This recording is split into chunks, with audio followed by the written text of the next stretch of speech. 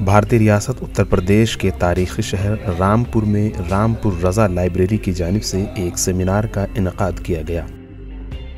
اس موقع پر رامپور کی تاریخ، علوم و فنون، ادب و ثقافت پر مبنی کتابوں کی نمائش بھی کی گئی۔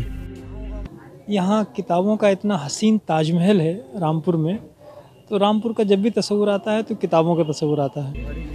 اس موقع پر محبان نے اردو کتابوں کی خرید میں بڑھ چڑھ کر حصہ لیا۔ اس سیمینار کا موضوع علوم و فنون اور ادب و ثقافت کی ترقی میں ریاست رامپور کا حصہ ہے، جس میں ملک کے اعلیٰ تعلیم اداروں کے دانشوران نے حصہ لیا اور تحقیقی مقالات پیش کیے۔ اس موقع پر رامپور کی تاریخ، نوابوں کی تاریخ، تعلیمی اداروں، خاص طور پر علوم و فنون کے فروغ میں مدرسہ عالیہ کا کردار جیسے عنوانات پر روشنی ڈالی گئی۔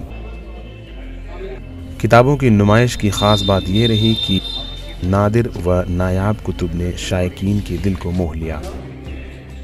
یہاں کا جو جرنل ہے وہ جرنل بھی ایک پرماننٹ سورس ہے، جرنل کے ریفرنس دیے جاتے ہیں، اور بھی جو کتابیں ہیں یہاں بہت اچھی کتابیں ہیں۔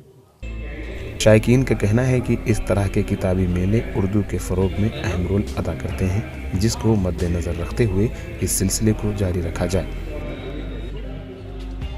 ETV بھارت کے لیے رامپور سے ابوالکلام خان کی رپورٹ۔